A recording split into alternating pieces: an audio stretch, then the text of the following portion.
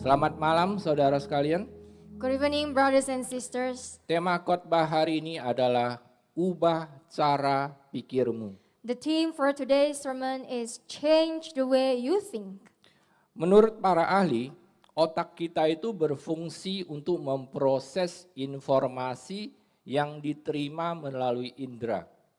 Science tells us that the brain is responsible for processing information received through our senses. Lalu menerjemahkannya menjadi rasa, pikiran, dan tindakan. This information is translated into feelings, thoughts, and actions. Artinya, setiap kali panca indera kita berinteraksi dengan sesuatu di luar tubuh kita, akan diproses di dalam otak dan kita bisa tahu seperti rasa asin, manis, pedas, dan lain sebagainya. This means that every time our five senses interact with something outside of us, that input is processed by the brain. That's how we come to know whether something is salty, sweet, or spicy. Atau misalnya kita menyentuh air panas gitu ya, otomatis otak kita itu akan memproses dan membuat kita otomatis menarik tangan kita dengan tiba-tiba. For example, when we touch hot water, our brain immediately processes the sensation and tells our body to withdraw the hand quickly.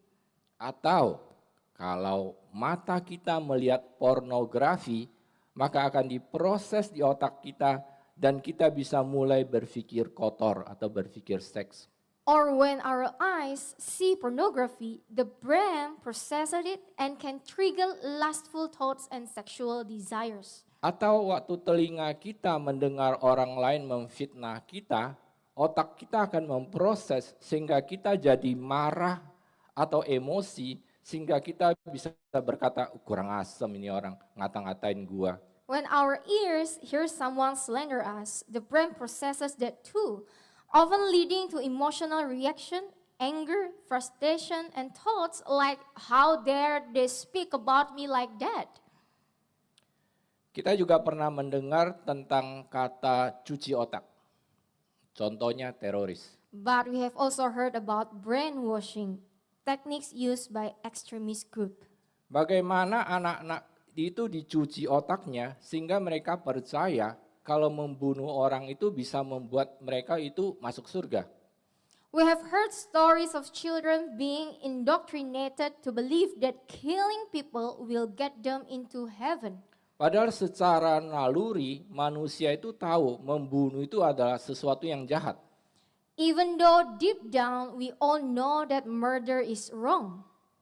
Nah, kita bisa melihat bahwa pemikiran manusia itu gampang terpengaruh atau bisa terisi dengan lingkungan sekitarnya. All of this shows us that the human brain is highly influenced by its environment. Jadi tergantung kita mau diisi dengan apa, mau yang baik atau yang jahat. It can be shaped either for good or for evil, depending on what we allow to enter and dwell in it. Makanya firman Tuhan mengajarkan kita agar kita merubah cara pikir kita. That is why the Word of God teaches us to renew our minds and change the way we think. Karena Tuhan tahu kita hidup di dunia ini akan terpengaruh oleh sistem dan cara dunia beroperasi. God knows that as long as we live in this world, we are constantly exposed to its system and values, and if we are not careful, they will shape us.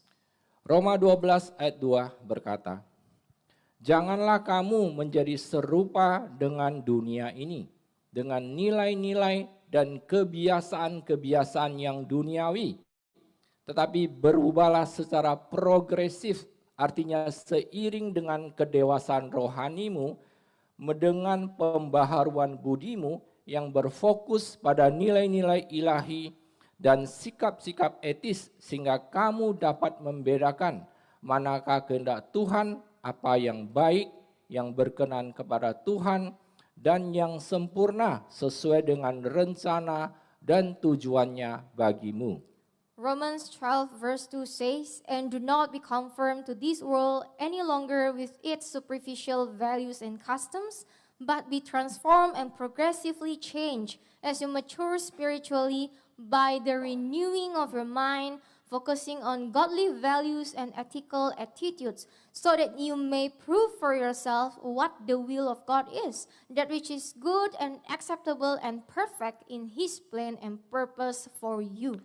Kita tahu dunia ini adalah mengenai keinginan daging, hawa nafsu, keinginan mata, serta keangkuhan hidup. We know that this world is driven by the desire of the flesh, the lust of the eyes, and the pride of life. Tuhan mengajarkan agar kita tidak hidup seperti itu.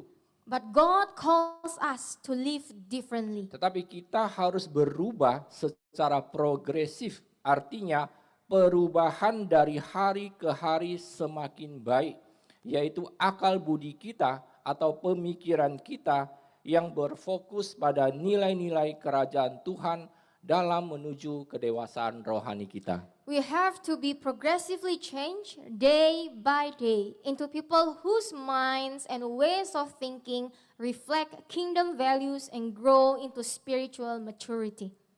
Karena kita itu dikelilingi oleh orang-orang dan lingkungan yang hidup dalam sistem dunia.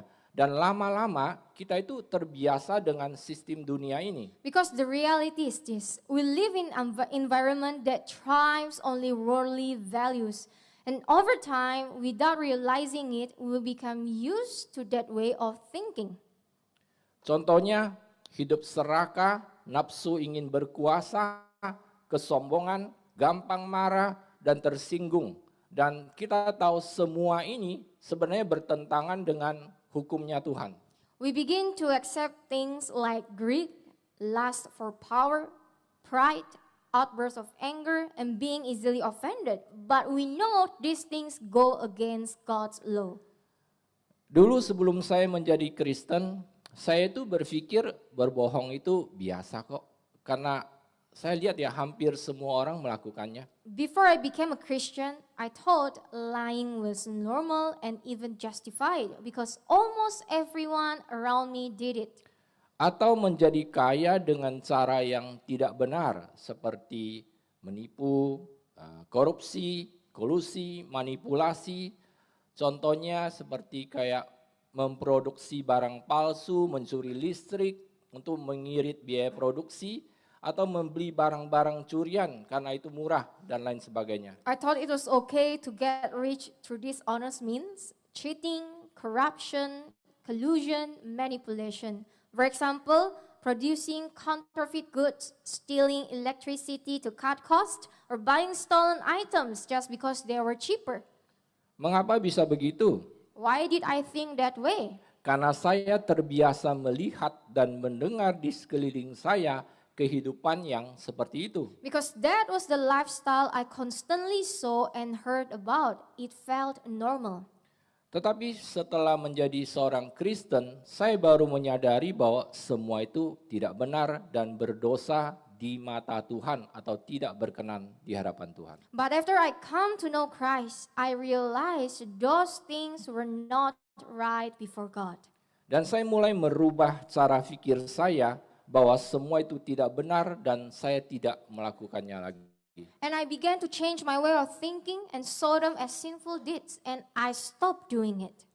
Saudara, tanpa kita sadari begitu banyak hal dan pemikiran kita yang salah dan baru kita menyadarinya ketika kita membaca dan merenungkan firman Tuhan. Brothers and sisters, without realizing it, many of our thoughts and behaviors are not aligned with God's truth.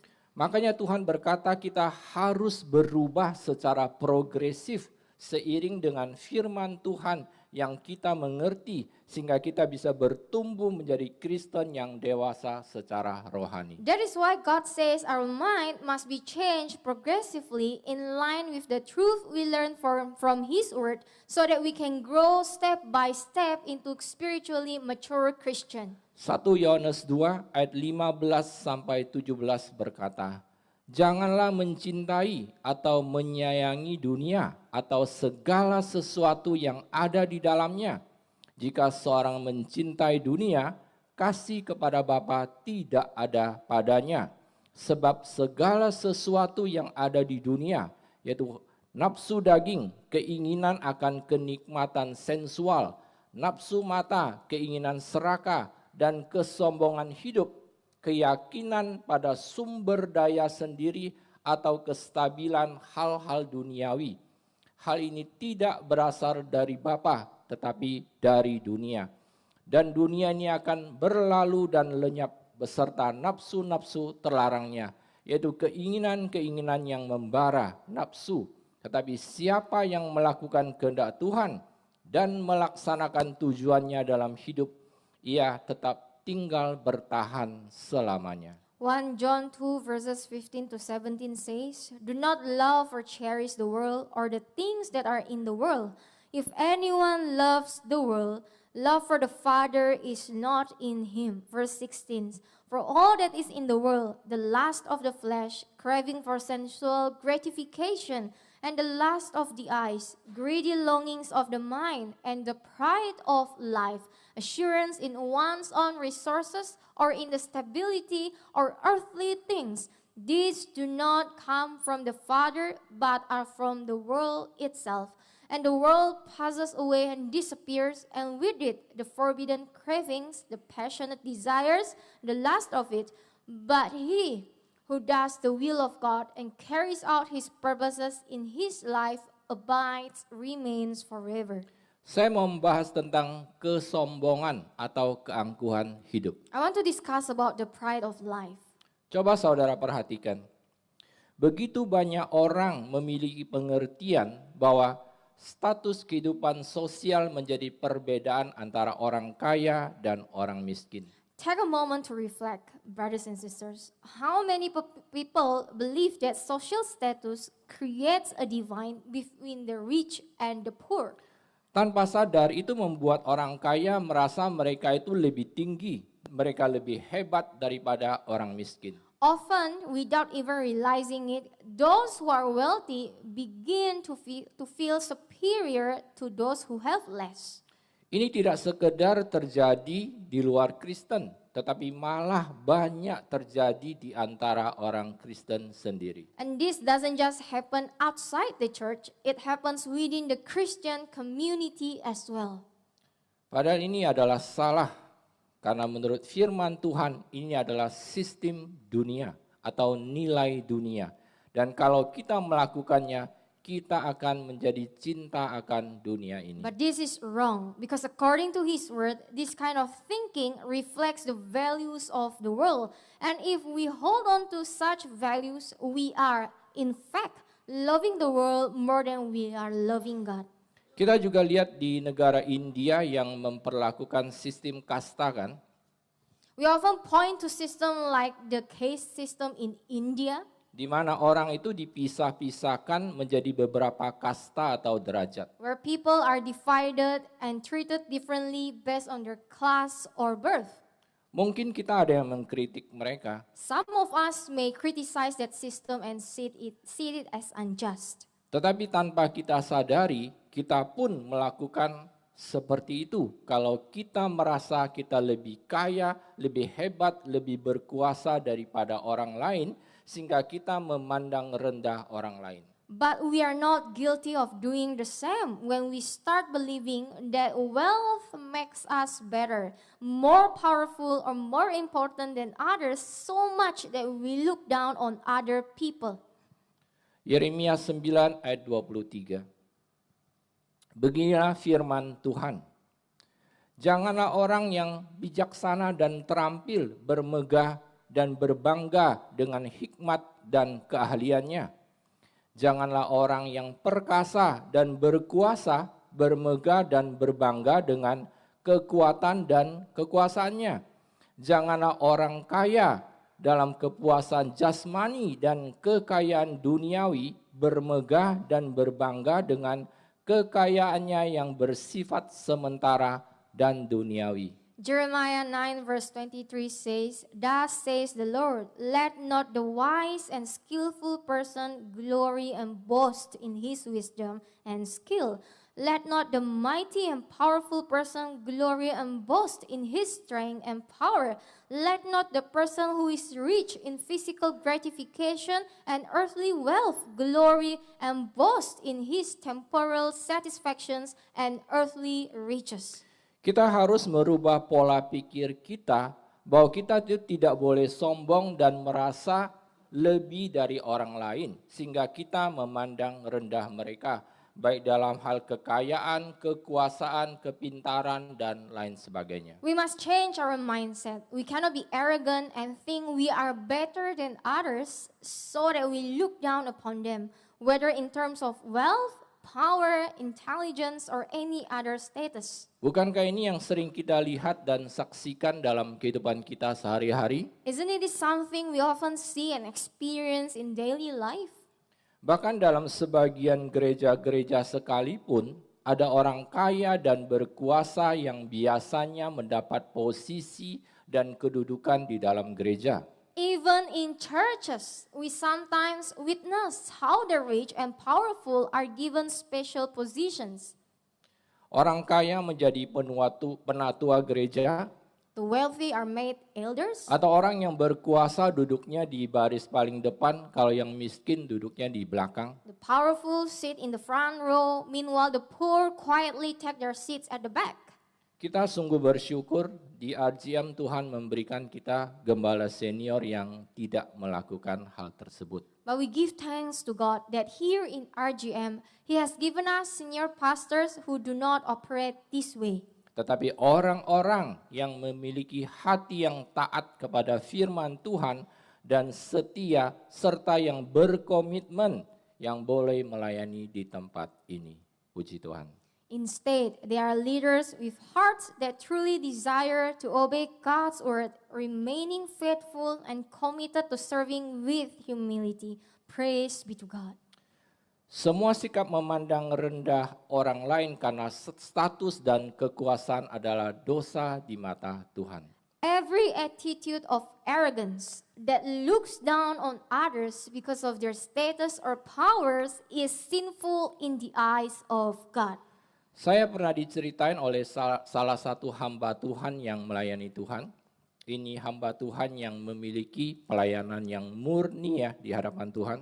I once heard a story from a servant of God, someone whose ministry is pure and devoted to the Lord. Beliau bercerita kepada saya kalau beliau itu pernah melayani satu orang kaya dan saat itu Tuhan menegur orang kaya tersebut melalui hamba Tuhan ini. He told me about a time when he served a wealthy man and God gave him a message of rebuke to deliver to this man. Tetapi waktu hamba Tuhan ini menyampaikan pesan Tuhan, orang kaya itu tersinggung dan marah kepada hamba Tuhan tadi. When he obeyed and spoke that word, the rich man became offended and angry. Nah, orang kaya ini bilang dia itu bukan orang lain yang boleh ditegur seperti itu. Maksudnya dia itu statusnya itu lebih tinggi dibandingin rata-rata orang lain lah. He said something like, "I'm not like other people. You can't speak to me like that." In other words, he believed his status made him above correction. Inilah sikap kesombongan yang memandang diri lebih tinggi dari orang lain. This is the attitude of arrogance that sees oneself as superior than others. Karena selama ini orang kaya tersebut kalau dilayani oleh hamba Tuhan yang lain, mereka itu nggak berani negur orang kaya ini. Because so far, no servant of God dare to counsel this person in that way. Tetapi hamba Tuhan yang saya kenal ini berkata, terserah kamu mau terima atau tidak. Pokoknya sebagai hamba Tuhan, saya sudah menyampaikan pesan Tuhan kepada kamu. But this servant of God said, whether you accept it or not, it's up to you. As a servant of God, I have done my part by delivering the message God gave me. Hamba Tuhan ini juga berkata kalau firman Tuhan itu tidak memandang orang kaya atau orang miskin. And this servant of God also said that God's word doesn't look at the rich or poor people. Seperti orang bilang kalau di dunia itu hukum itu tumpul ke atas, tajamnya ke bawah. As As the saying goes in the world, laws grind the poor and the rich man rule the law. Firman Tuhan berlaku sama untuk semua orang. Mau kaya, mau miskin, mau penguasa, mau dewasa, mau anak-anak, mau profesi apa saja. Pokoknya selagi wujudnya masih manusia, firman Tuhan tetap berlaku untuk semuanya. But God's word applies for all people equally, whether rich or poor, rulers or citizens, adults or children, in any profession or walk of life. If you are a man, God's word applies equally to all. Puji Tuhan, akhirnya orang tersebut bertobat dan mau menerima dikoreksi. Praise God, in the end, that man repented, he humbled himself and received the rebuke. Saya dahulu pun hidup seperti itu. I used to live that way too. Contohnya kalau di mall ke tempat toilet, lihat petugas kebersihan atau tukang parkir atau pelayan resto, saya itu bisa berbeda loh waktu berbicara dengan mereka dibandingkan dengan orang-orang di kantor, orang kaya atau orang-orang yang berpendidikan. For example, when I went to the mall to use the restroom or pass by a janitor, a parking attendant, or a restaurant waiter, I would speak to them differently than I would to someone working in an office, someone wealthy or someone well-educated. Tetapi saya berubah ketika saya mengerti akan firman Tuhan bahwa Tuhan tidak berkenan kepada orang yang memandang rendah atau menyombongkan diri. But that changed when I began to understand the word of God. God is not pleased with those who look down on others or who boast about themselves. Saya mulai merubah cara pikir saya dan menganggap bahwa kesetaraan sebagai manusia ciptaan Tuhan. I started to change my way of thinking and understood equality of human beings created by God. Yakobus 4 ayat 6. Firman Tuhan berkata, tetapi Dia memberi semakin banyak kasih karunia melalui kuasa Roh Kudus untuk melawan dosa dan menjalani kehidupan yang taat, yang mencerminkan iman dan rasa syukur atas keselamatan kita. Oleh karena itu dikatakan Tuhan menentang orang congkak dan sombong, tetapi Ia memberikan terus-menerus kasih karunia kepada orang yang rendah hati, yang berpaling dari kebenaran diri sendiri. James 4 verse 6, the word of God says, but He gives us more and more grace through the power of the Holy Spirit to defy sin and live an obedient life that reflects both our faith and our gratitude for our salvation. Therefore it says, God is opposed to the proud and haughty, but continually gives the gift of grace to the humble who turn away from self-righteousness. Kesombongan adalah dosa di mata Tuhan. Pride is a sin in the eyes of God. Dan hanya Kristen yang menundukkan diri kepada firman Tuhan yang akan dipimpin oleh Roh Kudus dan otomatis bisa hidup dalam kerendahan hati. And only Christians who submit themselves to the word of God will be led by the Holy Spirit and automatically live in humility. Inilah kasih karunia Tuhan yang memampukan kita untuk hidup menolak dosa, yaitu dosa kesombongan tadi. It is only by God's grace that we can live a life that rejects sin, including the sin of pride. Manusia itu pada dasarnya pasti sombong. Human nature is naturally arrogant. Karena kalau kita mau jujur, ketika kita itu bersikap sombong, misalnya ya, kita menyombongkan kekayaan kita. Contohnya kita baru beli mobil baru, beli rumah baru yang besar, atau kita menyombongkan anak kita yang mendapat posisi pekerjaan yang hebat dan lain sebagainya lah. If we are honest with ourselves, we have all felt it. When we buy a new house, when we get a new car, when our children achieve something great like a prestigious job or position. Maka ada rasa puas di dalam diri kita. Often there is a certain satisfaction in the flesh that rises within us. Itu adalah kepuasan akibat kedagingan kita. But that kind of satisfaction doesn't please God because it comes from the flesh. Dan ini tidak berkenan kepada Tuhan. Yes, that kind of satisfaction doesn't please God. Tetapi Tuhan yang Dia kehendaki adalah kita itu mengenal karakternya Dia. What God desires is for us to be transformed to reflect His character. Yeremia 9 ayat 24. Tetapi hendaklah orang bermegah dalam hal ini, bahwa ia mengerti dan mengenal aku dan mengakui aku dan menghormati aku sebagai Tuhan dan mengakui tanpa keraguan bahwa akulah Tuhan yang melakukan kasih setia, keadilan dan kebenaran di atas bumi. Karena hal-hal itulah aku berkenan. Demikianlah firman Tuhan. Jeremiah 9 verse 24 says, "But let the one who boast in this, that he understands and knows me and acknowledges me and honors me as God and recognize without any doubt that I am the Lord who practices loving kindness and justice and righteousness on the earth, for in these things I delight, says the Lord." Tuhan menghendaki itu kita mengenal, mengakui, dan menghormati Dia. Yang artinya kita pun harus hidup sesuai dengan kehendaknya yang menantang kesombongan atau keangkuhan tersebut. God desires that we know Him, acknowledge Him, and honor Him, meaning that we live according to His will that stand against pride and arrogance. Ya kalau namanya menentang sesuatu ya kita tidak akan melakukannya. If we oppose something, for sure we will not do it.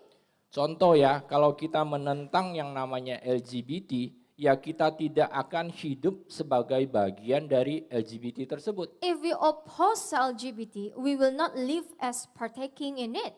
Atau kalau kita menentang perusakan lingkungan, ya kita tentunya tidak akan melakukan perusakan lingkungan. Or if you oppose environmental destruction, we will not take part in harming the environment. Sama juga kalau kita menentang kesombongan dan keangkuhan, ya tentunya kita juga tidak akan mempraktekkan kesombongan atau keangkuhan tersebut. In the same way, if we say we oppose the pride and arrogance, then we must not practice them in our own lives. Hidup seperti inilah yang dikehendaki Tuhan sebagai anak-anaknya. This is the kind of life that God wants His children to live. Kolose 3 ayat 2-5.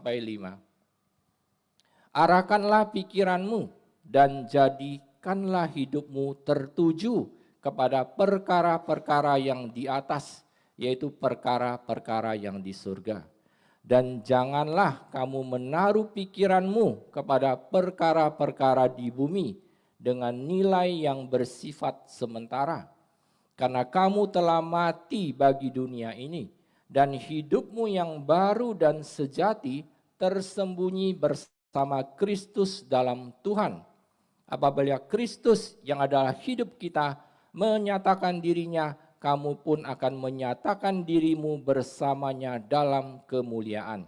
Karena itu, matikanlah dan hilangkanlah kuasa keinginan-keinginan jahat dari tubuh duniawimu dengan naluri sensual dan yang berpusat pada diri sendiri, amoralitas, kenajisan, hasrat berdosa, keinginan jahat, dan keserakahan yang merupakan bentuk penyembahan berhala, karena ini menggantikan pengabdianmu kepada Tuhan.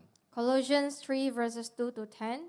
Set your mind and keep focus habitually on the things above, the heavenly things, not on things that are on the earth, which have only temporal value. For you died to this world, and your new real life is hidden with Christ in God. Verse 4, when Christ, who is our life, appears, then you also will appear with Him in glory.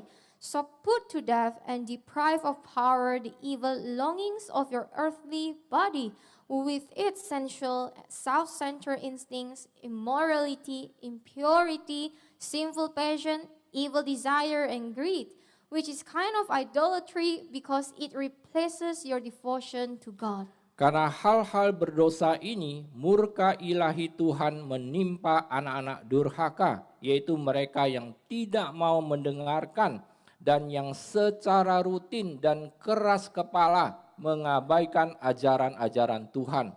Dan di dalam hal-hal berdosa ini, kamu juga pernah hidup ketika kamu terbiasa hidup di dalamnya tanpa pengenalan akan Kristus. Verse 6 says, because of these sinful things, the divine wrath of God is coming on the sons of disobedience, those who fail to listen and who routinely and obstinately disregard God's precepts. And in these sinful things, you also once walked when you were habitually living in them without the knowledge of Christ.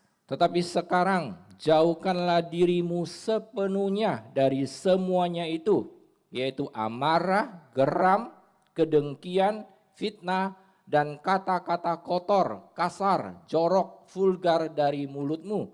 Janganlah kamu saling mendustai, karena kamu telah menanggalkan manusia lama dengan segala kelakuannya yang jahat, dan telah mengenakan manusia rohani baru yang terus-menerus diperbaharui di dalam pengetahuan yang benar menurut gambar dan rupa Tuhan yang telah menciptakan manusia baru tersebut. But now rid yourselves completely of all these things: anger, rage, malice, slander, and obscene, abusive, filthy, vulgar language from your mouth. Do not lie to one another, for you have stripped off the old self with its evil practices, and have put on the new spiritual self, who is being continually renewed in true knowledge in the image of Him who created the new self. Karena kita hidup di dunia ini, akibatnya itu kita akan gampang terpengaruh oleh apa yang ada di dunia ini. Because we live in this world, we are constantly exposed to its influence.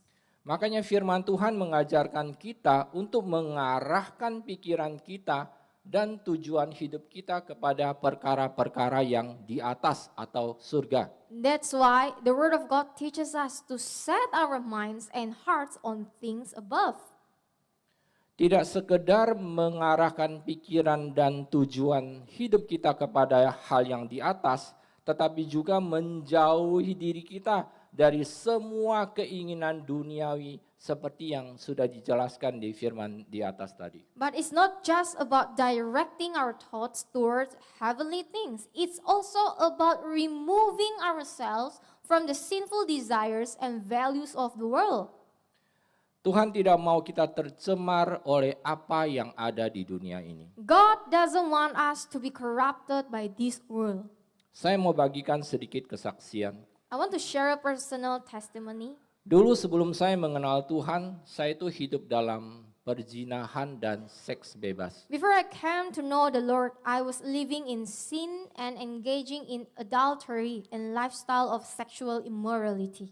Setiap hari saya memakai hidup saya dan anggota tubuh saya untuk melakukan dosa. Day after day, I used my body to serve sin. Tetapi setelah saya hidup di dalam Tuhan, firman Tuhan di atas mengajarkan kalau saya itu harus menghilangkan dan mematikan keinginan jahat tubuh duniawi ini.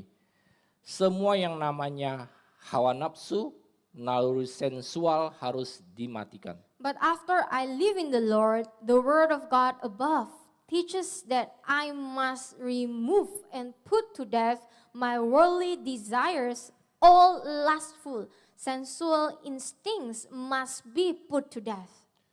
Jadi kalau kita perhatikan, semua ini masuk melalui mata dan telinga kita. Whatever we pay attention to will enter through our eyes and our ears.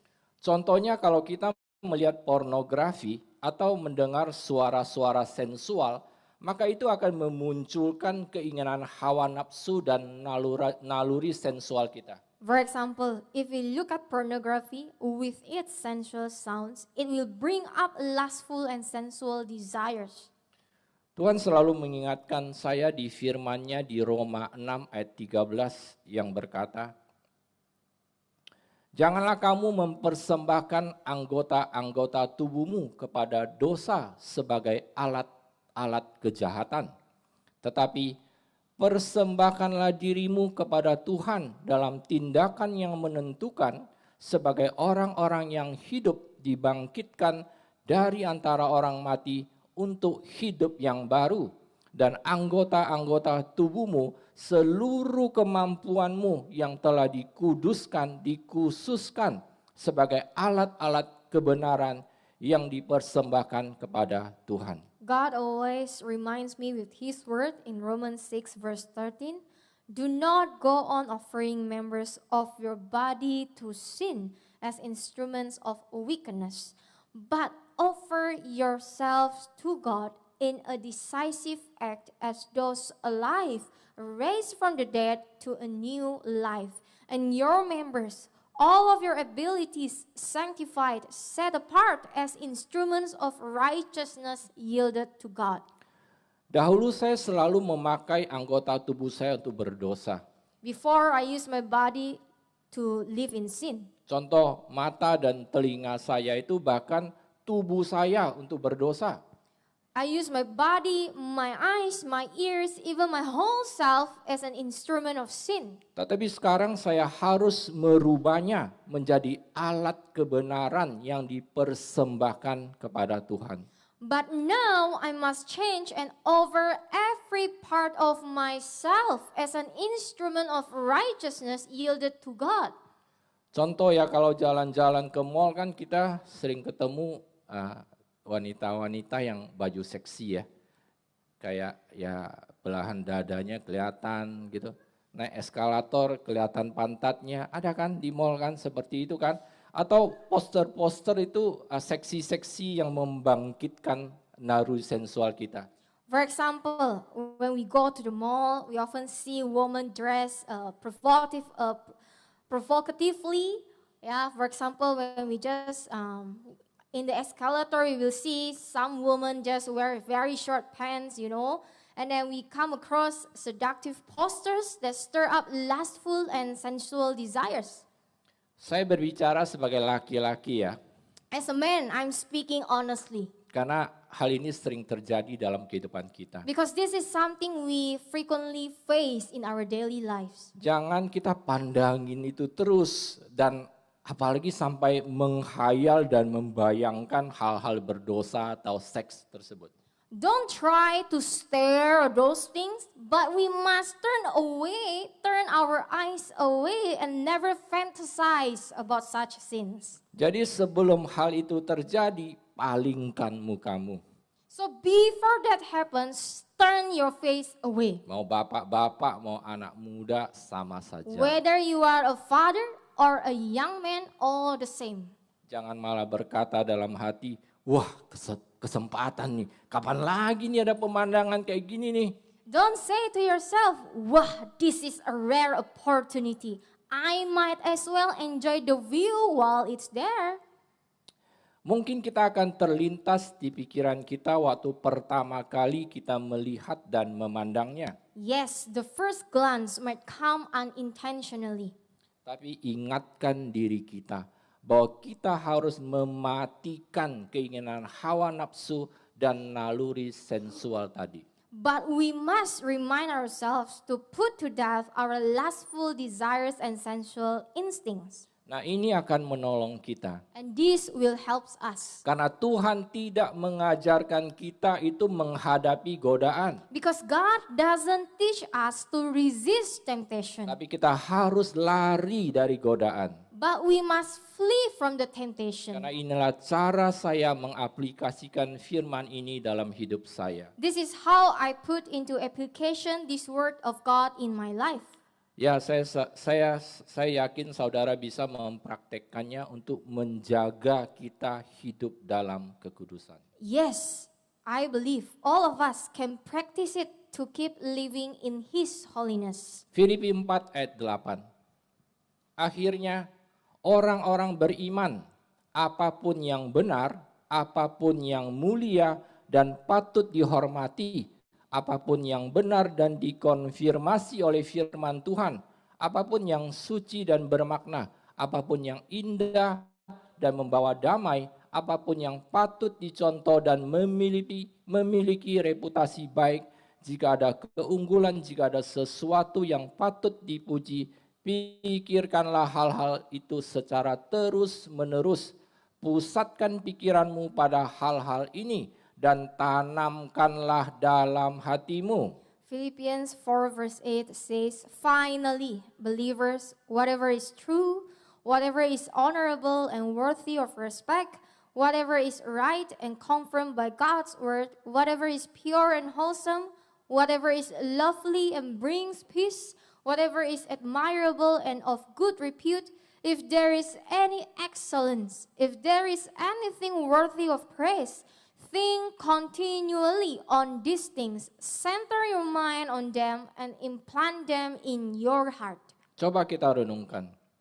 Let us take a moment to examine. Bukankah kita itu gampang untuk terjerumus dalam pikiran duniawi seperti kemarahan, dendam, kecewa, kepahitan, iri hati, dan sebagainya? Isn't it true that we often fall into worldly thoughts like anger, resentment, disappointment, bitterness, jealousy, and so on? Karena kita hidup di dunia ini dan semua ini adalah dosa kedagingan. Why? Because we are still living worldly lives and all of these are sins of the flesh. Coba kita pikirkan deh. Bukankah kita akan lebih gampang untuk memikirkan sesuatu yang jahat daripada yang baik sewaktu kita mendapat perlakuan yang buruk dari orang lain? Think about it. Isn't it easier to respond with bad thoughts when someone treats us poorly? Inilah adalah natur manusia yang cenderung bereaksi membalas kejahatan dengan kejahatan. It's a human nature to repay evil with evil. Tetapi firman Tuhan mengajarkan kita untuk memusatkan pikiran kita pada semua yang baik, yaitu firman Tuhan yang dijelaskan di atas tadi, dan menanamkannya di dalam hati kita. But God's word teaches us something higher. It calls us to focus our minds on what is good, that is His word as previously mentioned, and to plant it in our hearts. Sekalipun kita mendapat perlakuan yang jahat atau yang tidak baik. Even though when we are mistreated. Karena kita tahu Tuhan mengajarkan kita untuk membalas kejahatan dengan kebaikan. Seperti firman-Nya katakan di Roma 12 ayat 21. Janganlah kamu dikuasai dan ditaklukkan oleh kejahatan, tetapi kalahkanlah kejahatan dengan kebaikan. Because we know God teaches us to repay evil with good, as His word says in Romans 12 verse 21. Do not be overcome and conquered by evil, but overcome evil with good.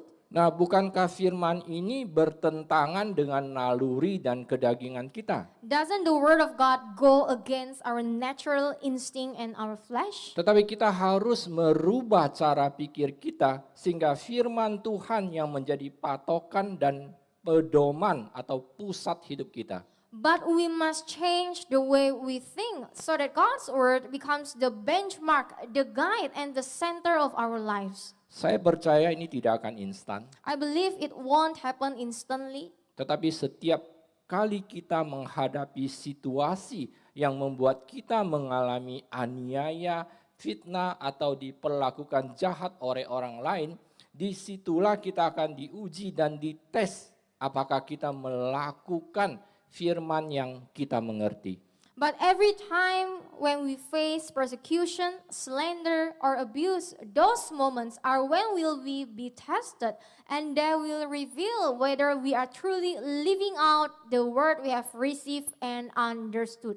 Jadi saya yakin ini adalah proses kehidupan yang membuat kita itu semakin dewasa di dalam Tuhan melalui tantangan dan masalah kehidupan kita. So I believe this is the process God used to mature us spiritually in Him through trials and challenges in our lives.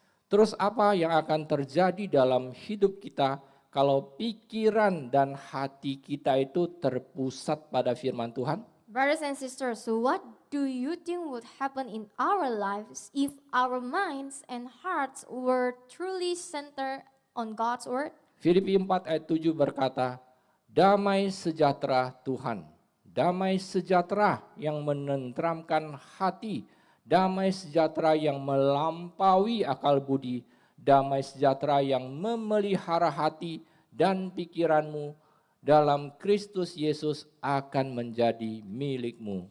Philippians 4 verse 7 says, and the peace of God, that peace which reassures the heart, and that peace which transcends all understanding, that peace which stands guard over your hearts and your minds in Christ Jesus is yours. Coba renungkan saudara sekalian. Think about it, brothers and sisters. Orang yang hidupnya penuh dengan kesombongan, iri hati, kemarahan, kebencian, dendam, tidak mungkin ada damai di dalam hati dan pikiran mereka.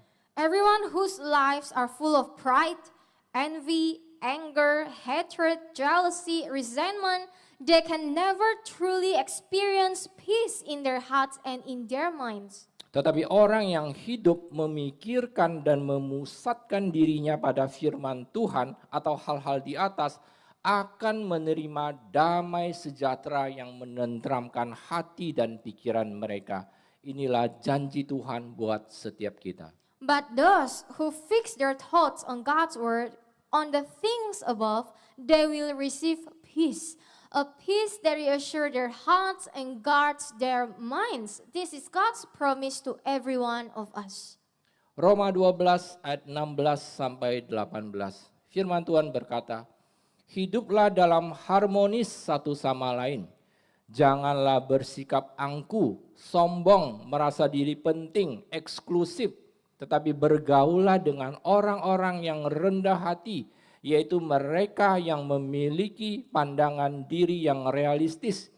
Janganlah melebih-lebihkan diri sendiri, jangan pernah membalas kejahatan dengan kejahatan.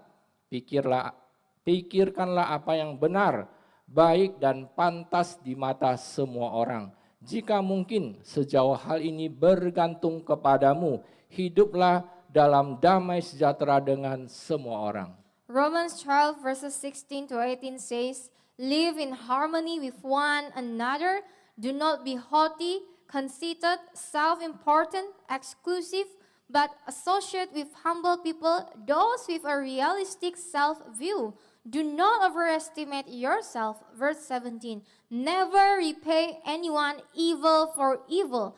Take thought for what is right and gracious and proper in the sight of everyone. If possible, as far as it depends on you, live at peace with everyone. Firman Tuhan berulang kali mengingatkan kita untuk tidak bersikap sombong atau angkuh.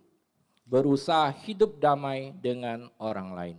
God's word repeatedly reminds us not to live in arrogance, but to pursue peace with one another. Yang otomatis ini akan menuntut kita untuk selalu menjaga damai dan itu dimulai dari keluarga kita sendiri.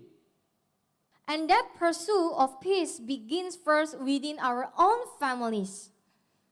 Ya, semua ini akan terrealisasi apabila hidup kita itu dipimpin oleh Roh-Nya dan dengan demikian kita akan hidup di dalam kebenarannya. Yes, all of this becomes possible only when our lives are led by the Holy Spirit, and by doing so we live in His truth. Saya mau tutup dengan ayat firman di Mazmur 84 ayat 11. I want to close with a verse from Psalms 84 verse 11. Sebab Yahweh Tuhan adalah matahari dan perisai. Tuhan menganugerahkan kasih karunia dan anugerah saat ini, serta kemuliaan, kehormatan, keagungan, dan kebahagiaan surgawi di masa depan. Tidak ada kebaikan yang akan ditahannya dari mereka yang hidup dengan jujur dan benar. Psalms 84 verse 11 says, for the Lord God is a sun and shield. The Lord bestows present grace and favor and future glory, honor, splendor, and heavenly bliss. No good thing will He withhold from those who walk uprightly. Lihat saudara, kalau kita mau hidup di dalam kasih setia Tuhan, artinya mendapat semua kemurahan dan kemuliaan Tuhan dalam hidup ini. See, brothers and sisters, if we desire to live in God's faithfulness, meaning all God's favor and glory in this life, Berusahalah untuk selalu berjuang hidup benar di hadapannya. strive to live righteously before Him. Sekian, terima kasih, Tuhan Yesus memberkati. This is my sermon. Thank you and God bless you.